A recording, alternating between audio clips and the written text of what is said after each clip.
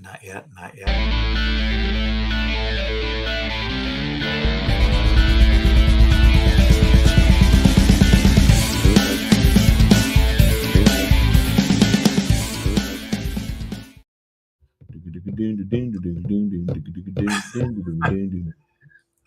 Good evening, everybody, and welcome to the YMA Chad podcast, videocast, childhood, early development, discussion, and development. And tonight we are going to discuss how martial arts can benefit early childhood development. And I'm here with Mr. Yarwood of Yarwood's Martial Arts. And we're excited to create a conversation with you that really has us start to look and see how are we developing our youth and what ways. It seems like the school system is letting us down and failing us. So what are some of the things that may be out there in the marketplace that we haven't thought about? And I contend that martial arts is one, and so does Mr. Yarwood. So that's what tonight is about. And I do believe it's episode number 89. Nope. Oh, wait.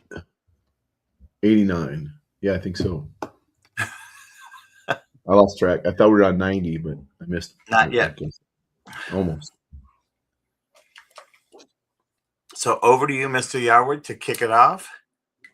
Let me just start with saying I am not a trained child psychologist, development, none of that stuff. I am trained in life experience.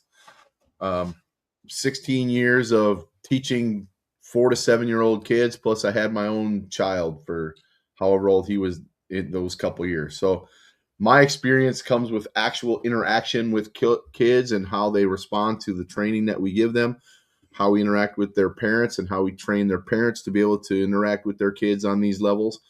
I have, it's anecdotal, but it's a lot of it. So I'm a true believer in starting your kids as young as you can, teaching them about, we call them life skills, right? Or their virtues, or whatever you want to call them, and getting them to understand at their level how these things work, how they operate, how they use them in life, and like at school, at home, in Taekwondo, all these things, and how I believe how you treat them, how you speak to them, how you interact with them really affects them in how they develop into, younger kids and then teens and onward.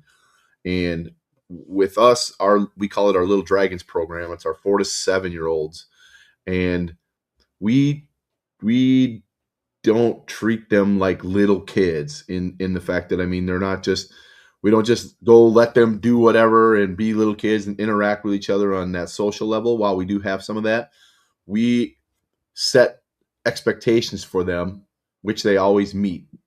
And the higher the expectations you set, the higher they're going to go.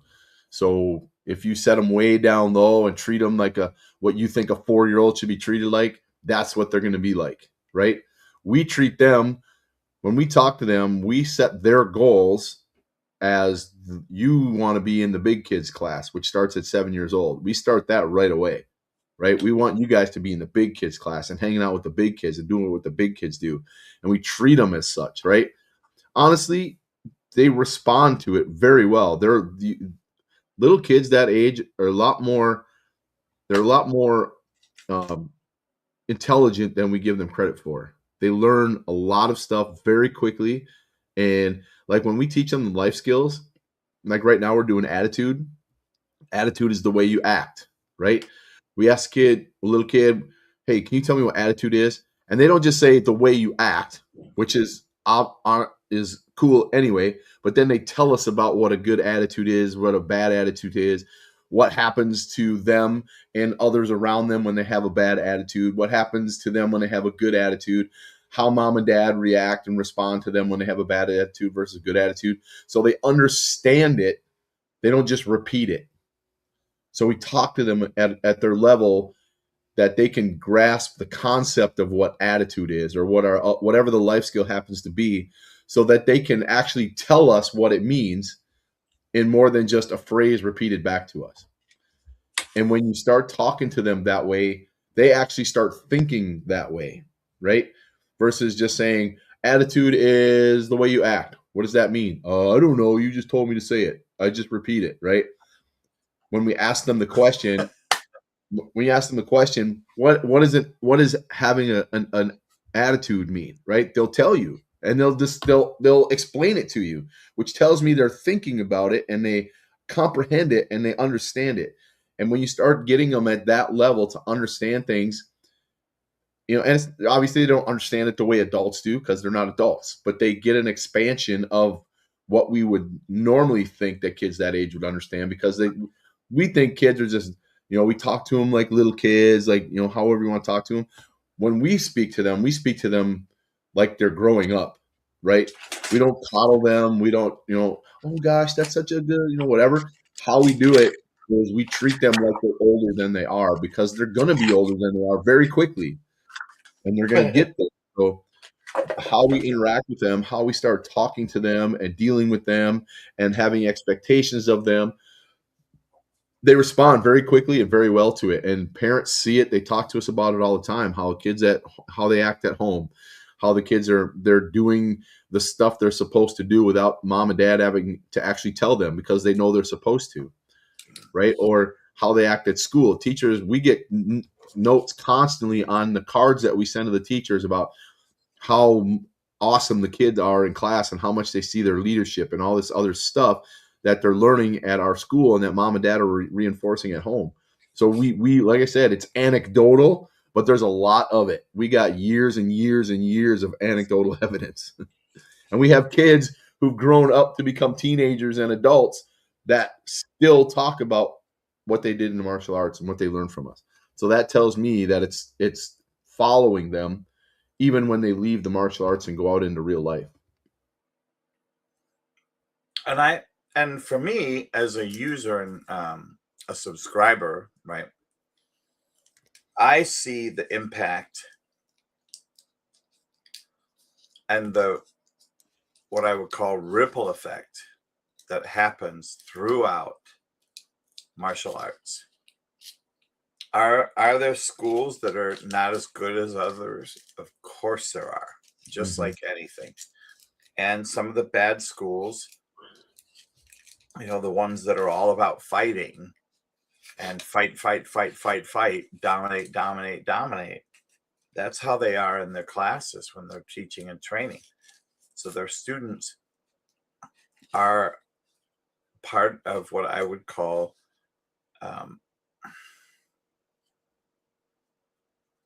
that edge that is out there, those students that are what people talk about. Well, I don't want my kid to have a negative attitude or get into fights because they get cocky or they're ego driven.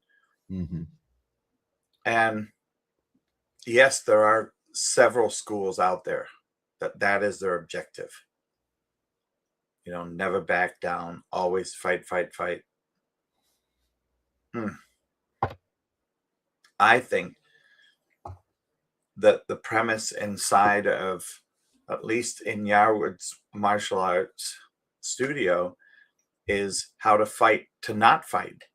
Mm-hmm.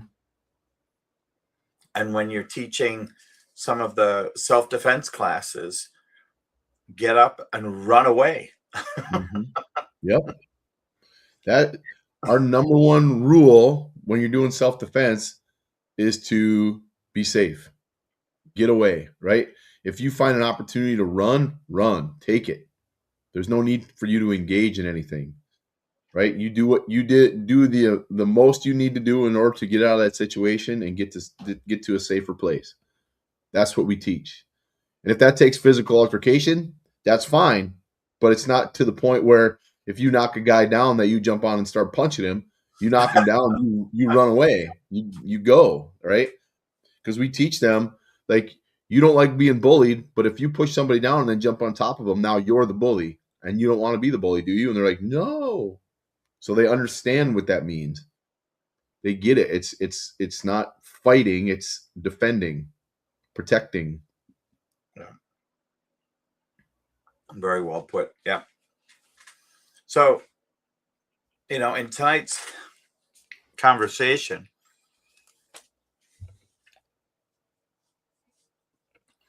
one of the things that I think children are magnets for is some type of structure. 100%. And if you talk to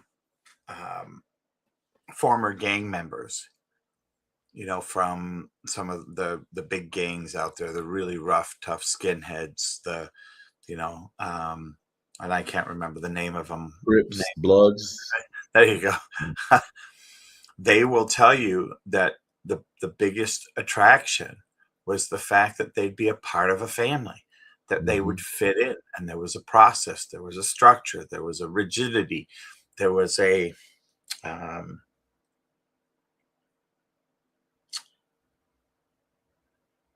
home feel. It's just like when you find the perfect job and you go in and you like the people you work with because they're doing similar work. You suddenly fit. You're part of something. That's how kids get into gangs. Same way. So to create, it's nothing new that we're telling you we're creating here in martial arts. I mean, it's a human condition. What I'm intending, and we can hear from Mr. Yarwood in a second here. What I'm intending is that you hear and see something that triggers, wow, it'd be great if my kid had that available. And if that's available by going to do martial arts, maybe we can create that as a powerful thing with our kids. And join. And join something that has so many positive impacts without the violence or going through some type of initiation. Getting jumped in. Yeah, exactly. So what are your thoughts, Mr. And we've kind of discussed that part of it a little bit before. A lot of our kids don't fit in other places, right? They don't have friends, or they only have a few friends, and then they're an outcast in their school, or they're bullied, or they're socially awkward, or they're not good at sports, or whatever it is that makes them outside of the bigger group. They find martial arts, and they find a place where they're not only themselves, but they're part of a bigger group that accepts them for who they are. And there's no bullying, there's no snickering, no pointing, none of that stuff, right? It just doesn't exist. The way they treat each other, the way they hang out with each other, talk to each other, they're excited to see each other, right? It's a social place for kids too. And then social development is probably the most important thing that we give them, because they have an opportunity to make friends, to hang out outside of school with these kids that they met at Taekwondo. They're learning to be confident in themselves. They're learning to be able to speak up for themselves. They're learning to stand up for others. And there's all these elements of that they get built into them that they're not getting in school, that they're not getting anywhere else. They come to us.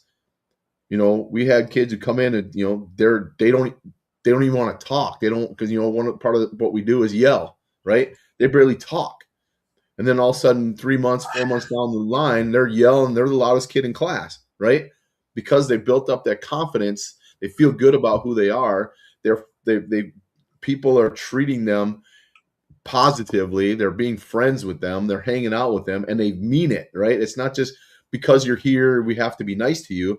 It's we're glad you're here. We hope you stay. Be part of our family, right?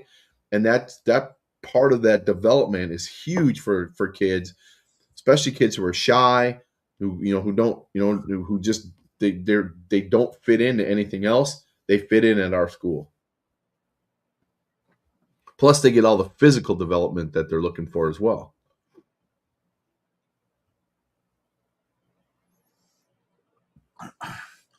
So with that, one of the three things here, one of the is to look, what is the big picture? What is it that you're looking to accomplish? What is it you are looking to accomplish as a parent? How do you see yourself as a parent molding and developing and offering opportunities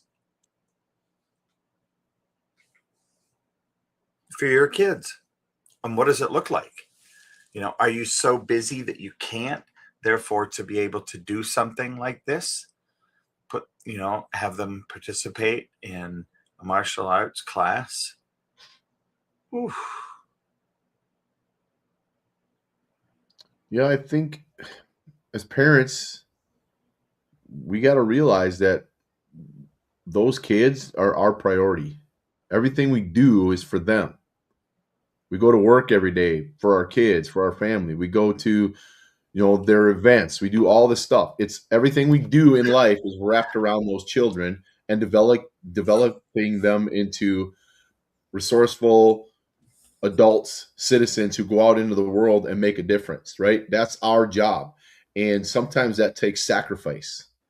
And I think there's this, with the onslaught of iPads and iPhones and all that stuff, that sacrifice isn't there anymore because I just hand my kid an iPad and he can play until I can go get my work done. It's like, well, you're handing over that kid's future literally in that iPad because everything he's learning on there, everything he's seeing, digesting, that's who he's becoming because that's where he's learning everything from.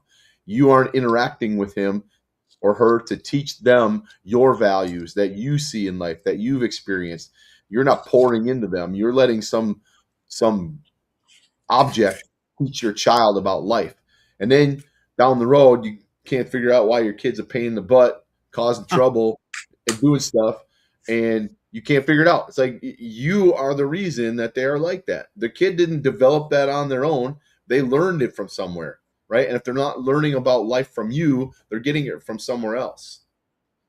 And when that happens, when you turn that over, you're not sacrificing for the child that you brought into the world, that you dedicated your life to. And when you shirk your duties somewhere else, you don't have the right to complain about what that kid is becoming and what he's doing and won't listen to you and won't do what he's supposed to do, and he's doing terrible in school and he's fighting and he's getting in trouble. That's on you. You created that, and it's important that you have to make sure you are devoting as much time as you can to your child, even if it's just spending time with them, just being present with them. That's so important and so vital to their development. And then when you can add something like coming to Taekwondo into the mix where we're becoming a team member and we're helping support that child as well and giving you some tools to be able to do things, that's even better. We go the next level, or you join the class yourself and learn all the same stuff right along with them and take it with them out into the real world. There's so many levels and layers to it that it doesn't take much. Really, it doesn't take much more than what you're already doing to really spend time with your kids. You need to find the time because it's vital to them.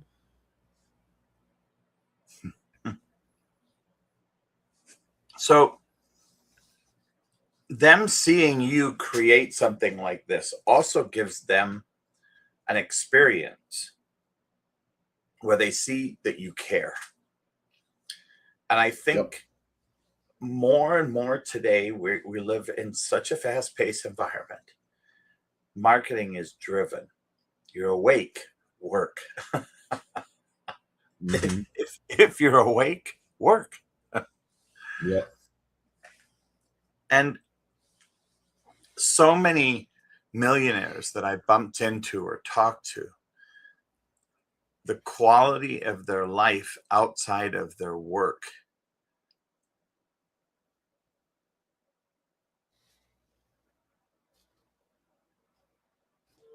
The quality, yeah. Emotional regulation and self-control is the other one. I look and I remember I was Dennis the Menace. I was out of control as a kid. And I look, neither of my parents, they were both former military, but neither of them did martial arts. And I look, yeah, hindsight, of course, hindsight's 2020. I look at what is being provided at Yarwood's martial arts studio, and I think of, oh my gosh, I would have been set straight so many times. And where I'd be today. Yep. And I of course, hindsight's 2020 and all of that. I just look at it though. This wasn't even on my parents' bandwidth, right? I joined the swim team because swimming was a thing that was on the bandwidth. And they're like, dude, you have too much energy. You're going to go do some sport. Which one do you want to do? Yeah. And, when it came down to it, price-wise, swimming was the cheapest. Yeah. It's just a bathing suit and a hat piece. You're good to go.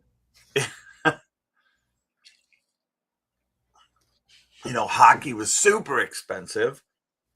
And soccer was still, cleats were way more expensive than a swimsuit or a pair of goggles. Yep. So, and practice was twice a day, in season. Well, no other sport had that. So, yeah. I look and I really can see how being in the and I guess I brought up other sports because it is one of the things that in the right environment, being in athletics of some sort, team-based sport, can really mold who you are going into the future. And I think that it's super powerful. And here I think, and I just thought of this, martial arts, you can ride your bike there. You could walk there. Yep. We got kids and families who actually do that. They're close enough. That's what they do. And that is, when you think about it, the ability to, wow. I mean, it just builds a whole nother level. Yeah. A whole nother level. Yep. Yeah. Our youngest, our little dragons are, I mean, you come in and watch them. Little dragons are 3 to 5, right? 4 to 7. 4 to 7, sorry. Yep. And if you'd come in and watch that class, you would see some amazing things. They listen, they respond, they do what they're told. There's no issues with, I mean, obviously they're kids, so you're going to have some squirreliness, but in general, they answer loudly. They run to where they're supposed to go. They have their coordination is like exponential from class to class practically. We're doing jump front kicks where these kids have to jump off of one leg and kick with the other leg, right? 4-year-old kids doing this, right? They're running backwards full speed. They're I mean, just these things that you'd think that little kids are going to struggle with. They're skipping, which is a challenge for kids that age. And it's just, there's so many things that they're beginning to do and getting actually pretty good at as young little minds, right? They're starting to figure all this stuff out. And just all that stuff, even the physical coordination is huge for them because it helps develop their mind as well, because they're teaching their body how to do something that's very challenging at their level, right? like their gross motor skill stuff is that's where they are, and you start to build those fine motor skills. It's amazing how quickly they develop once they've done that. It's awesome to see. And they're And doing some things that, like, when you're teaching adults struggle with. and the other thing is, it gives you an opportunity to teach them about this Yeah. as well, like being responsible. That, look, this is it costs money to be here, Yep. and with some of the things that you do throughout the year, fundraising and for Yarwood's YMA legacy, sorry, those, all of that, I think, is another layer of Yep. that early childhood development, people seeing those that are well-to-do or better off than others contributing to the livelihoods of others. Mm-hmm. And how do you do that? All right. Yep. Yeah, I got excited. And that's the whole thing, like with our our purple stripe, it's the community service stripe, right? These kids are learning to give back, even if they only have a little bit, but they're learning how to give back without the expectation of something in return, right? They're doing it because it's the right thing to do, because they want to do it, not because they have to do it. It starts out at first, obviously it's a requirement, but it turns into this, what I want to do this time, what am I going to do as my project, right? They start thinking about those things, and now they're expanding their beyond what I've taught them, right? Because now they're thinking, they see something, I can go do this, I can go help here, I can go do that, and they start to love doing it, right? And we've even had some parents come like, goodness gracious, we're constantly doing stuff now that we never did before, because so-and-so wants to go, they want to go to feed my starving children, they want to go pick up stuff in the park. I mean, just like, they're like driving us nuts with this stuff now. It's a good thing, right? It really is, because I look and see, it's not, can we go sit in front of a TV and play a video game? Yeah. Yep. It's starting to see, when they go on one of these events and they help somebody, here's a total stranger, a grown adult, that, to say thank you, says, can I give you a hug? And gives you a hug. Mm-hmm. Yep. I mean, like we do the Toys for Tots, kids they just donate. Like every day, we had one kid this year, like at least twice a week, come in with something, right? It wasn't just a one-time thing.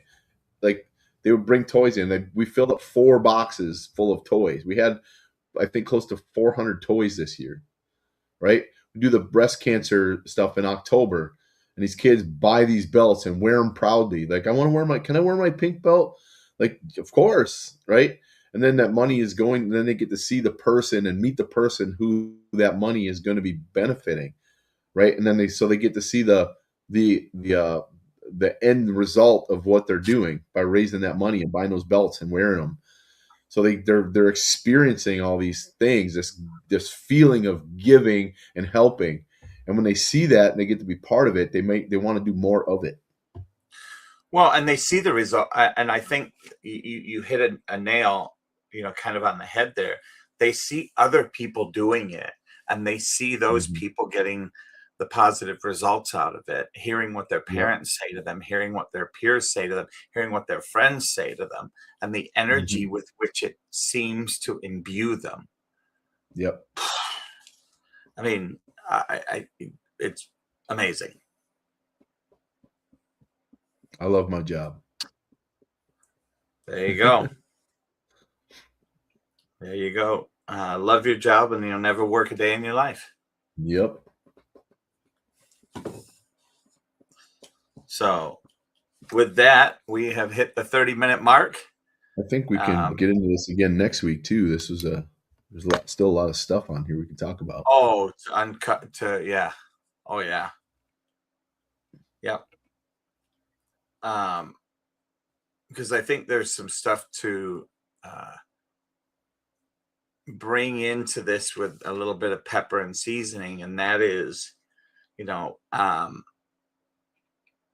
your attention to detail, your attention to intentions with homework. That's all part of this game. Yep. It really is. So, yep. Thank you. It's fun because a lot of these kids don't even realize that they're learning this stuff. Yeah. And until it's like, oh, wow, that was easy. It's like, well, let me tell you why.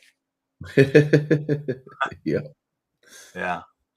Well, as you heard Mr. Yarwood say, from episode number 90, we're going to come back next week, and we're going to fly into some of the remaining topics, a little bit more outlying.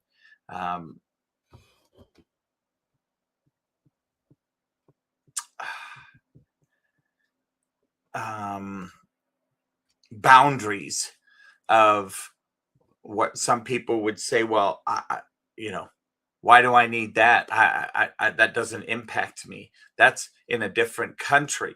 Why would I need to get involved? I don't need to. I can live in my bubble. So we're going to undo a bubbles next week. All right. Thank you, Mr. Yarwood, once again. Yes, sir.